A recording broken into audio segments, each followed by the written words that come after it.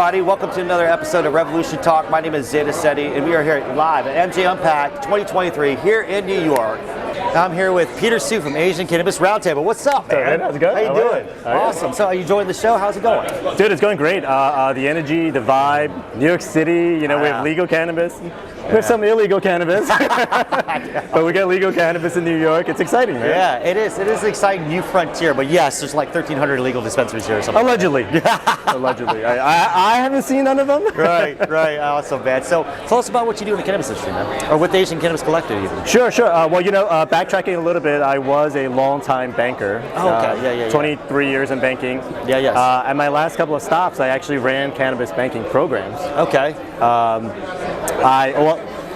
I was just laid off very recently by Green Check Verified. But with Green Check, I was administering banking programs all over the country. Nice. So I dare say I'm the most qualified, most experienced cannabis banker in America. That's amazing.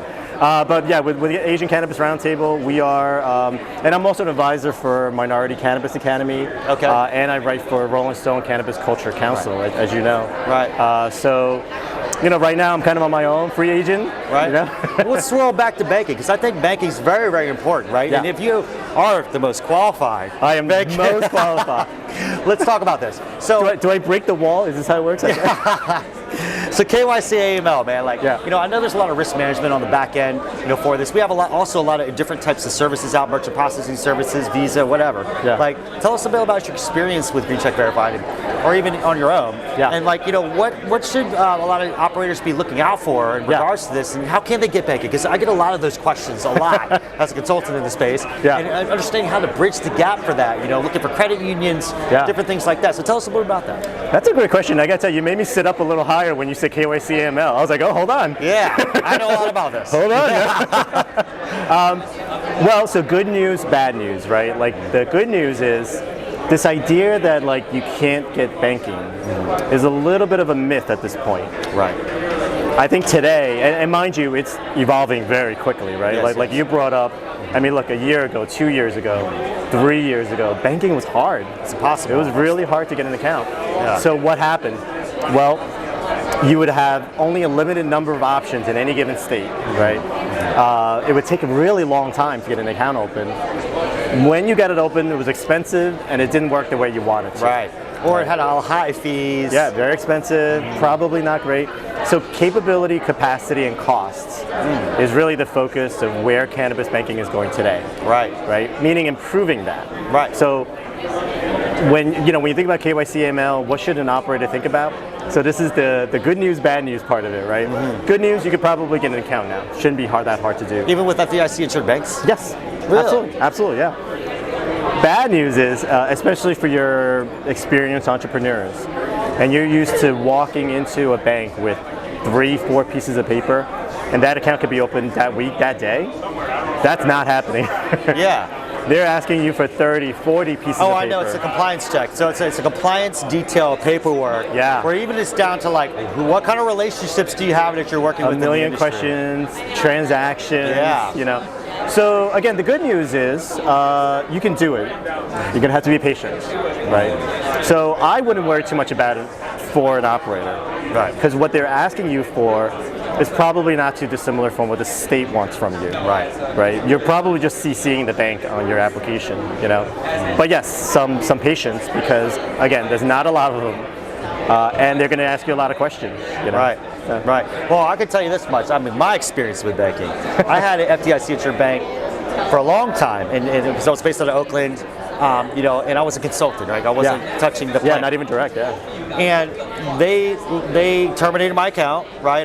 They sent me a check, terminated my account. Wow. Shut it off. I mean, it's a complete disruption of operations. Now, what I found out, and this is in California too, what I found out was that I, as a consulting firm, was more high risk than an actual operator who's being scrutinized by the state, because I could be taking illegal money in to pay for services to get them become legal. Possibly, yeah. You could be the money laundering mechanism. I mean, that's just so wild. So when I first started, I was like, okay, I'm not gonna have any licenses. I'm not gonna touch anything. I'm just gonna be a consultant, right? Yeah. So I thought it was a liability to do that. No. But it turned out, boom, I just got knocked off, because of that reason. So do you see that happening a lot, or? No, I think it's starting to. I want to say that that's something in the early days. Look, let's be honest. There's some stigma around banking cannabis. There's a lot of education that gets involved. I'll give you an example. I used to get a lot of this question where banks would ask, does the money smell? When we pick up the cash and we bring it, does it smell funny? And I remember thinking, what? No. Why would it smell funny? SAR report. because there's this stigma, right? This image of that stoner in the mystery van, pulling up, walking out in a waft of smoke, right, into the branch, and people are like, I don't want that. Right. And I would actually have to teach, like, no, that's not true. Another example, I would take a bank or a credit union that's thinking about it. I would take them to a local show, like an MJUnpacked, let's say. Sure. And I could see it change their mind. They think it's like, with respect, they think it's like they have a negative image. But when they come here, they're like, oh, these are real businesses. And I'm like, yeah. It's crazy, man. So I think it's changing is my point. I think that's... Yeah, because I was really surprised, right? I was like, really? Yeah. Right? I get all wire transfer. There's only been maybe like 1 or 2 times where I had like a brown bag full of cash from some farmers in Humboldt or something, right? And like, this license under MRSA, right? And so I ended up, having to work with it in a way where I pay contractors. I wouldn't put the cash in the bank. Right? Sure. So I've always had paper trails and everything, and all of a sudden, bang, they just shut my accounts down. I was really surprised. Well, in the very early days when people were like heavily cashed, there used to always be these like rumors, urban legends of people saying, oh, I need to open an account, but I have $5 million of cash. And the question was, well, how do you vet that? Say I believe you. What do you mean by vetting, though? Exactly. So say you come to me and you're like, Pete, I got to open an account. I'm a farm in California, right, in Humboldt County. Perfectly legit. Every dollar I can account for. How do I know that? Right. I got to vet that. I have to. So what I normally think is you got to audit that, right? You need. So what I would say is, look, I believe you. Right. I got to have you pay for an accountant to audit all your paperwork. I can't do that. Right. So you'd have to do third-party auditing on it. Yeah. I mean, I don't know if that's actually true because this is 5 years ago. Everybody would call and say, hey, I got a client for you, perfect client, biggest operator in California. Yeah. But they have $20 million of cash under their mattress. Is that true? I don't know. Well, how do you know? I mean, there's no real way to like audit even because you don't know where that cash comes from, and you can be siphoning cash in different ways, and that's the problem. Yeah, that's the problem. I mean, so even auditing is there's only so much you can audit. That's like here in New York, we get these legacy operators, right? And they say, well, how do we get them from illicit to legal? And so a couple questions. One, let's say you have a person that has the financial means to open a store. They're good. They don't need anything from you but a license. But where did the money come from? Right? The other is, okay, they have no money. You need to give them a license and the money. Well, how do I know that you know how to run a store? Right? How do I know that you're going to be able to run a successful business?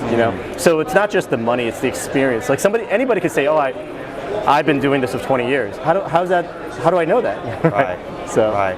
Well, I think that it's really important that the banking institutions. I mean, we're looking at things like if they can just change this, it would help with 1-280E. Yeah. And then 2, banks can step in and give loans. Now I know there's some banks that are coming in and giving loans to like real estate now. But not doing like operational loans or small business loans. They'll do that. They're doing small business loans. They are, they are. Really? Very, very, very few. And yes, it's hard. It's hard to get. Yeah, I haven't seen much of that at all, right? Well, I'll let you in on a secret. There is a saying in banking. Don't lend money to someone that needs it. Right. Yeah, I guess it's a good way. Yeah. I guess you're right. Yeah. I mean. So who do we lend money to?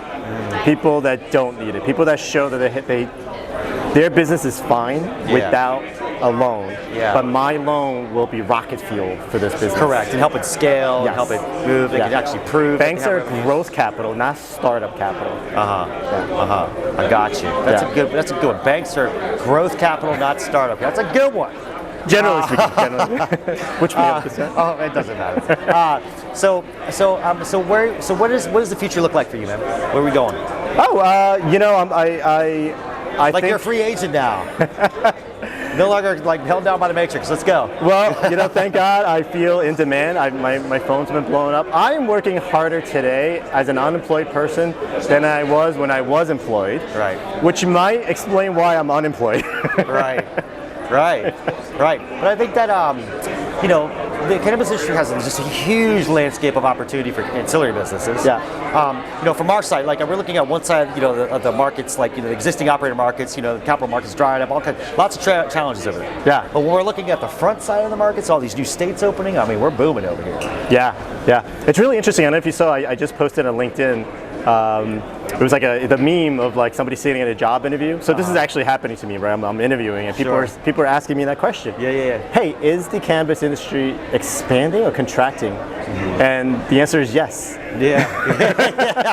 Because in certain markets, you have severe contraction. Yeah. Compression. Halved in some cases, right? But then in other markets, New York, New Jersey, Connecticut, it's a brand new market, right? So it's nothing but expansion. You know? Exactly. So it's fascinating in that way. Hopefully, we've learned the lessons so that we don't keep repeating them. Although I'm not sure that that's the case. I mean, I think there's like just like with the state policies, like we're seeing a lot of learning from it, but you know, there's this new frontier. So for instance, social equity, a new frontier. These lottery systems, a new frontier. I mean, it's all an experiment. That's fair. It always has been experiment. Yeah. You know, it's all like really testing and trial by fire in some cases, right? Yeah. A lot of cases actually. Yeah. You know, but that's how we all learn and grow as an industry. Yeah. And that's why we've always wanted to just, you know, instead of this fragmentation, let's unify, just like we did back in the early days of medical in California. Yeah. Right? That's what really got the patients what they needed with the therapeutic medicine. That's what got the laws to what we see here today. Yeah. And I think, you know, a lot of people have been blindsided by the economy approach or you know, or economic approach to this, and really just forgot about like, okay, so how do we really band together and really help each other out? Yeah, I agree. And you know, locally, I'm guilty of this. So in New York, we've had a hard time rolling out the program. I can see that. It's been a slow rollout. And I remember sitting around, there was a bunch of us just kind of complaining, right? Like whining, like, oh, it's been 2 years, what's going on, blah, blah, blah, blah, blah. And somebody said, okay, relax. This is literally the first few stores are being open right now, right? Like, take a breath. And I was like, you know, you're right, it's fair, that's fair. What we said was true, it's been 2 years. But it's also true that like, hey, these are brand new businesses, brand new program. You know, we got to try it. Right, absolutely. So Peter, is there anything you can give to our audience, like some good takeaways from your experience, your institutional experience specifically in the cannabis industry? Please give us a couple of different pointers so that way our audience can learn from this. Sure, you know, and I touched on this already, right? Despite the myths, the urban legend that there's no banking, there's no financing, etc., that's not true. Get your house in order, and if you're bankable, there are banks and credit unions now ready to help, ready to bank, ready to lend.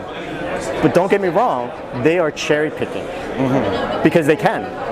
Because there's not enough competition. So that's something that SAFE can do. SAFE can bring a lot more banks and credit into the space, thus increasing competition, driving down costs, etc. So what would I do? This sounds like stupid, right? Like run your business. Run your business the right way.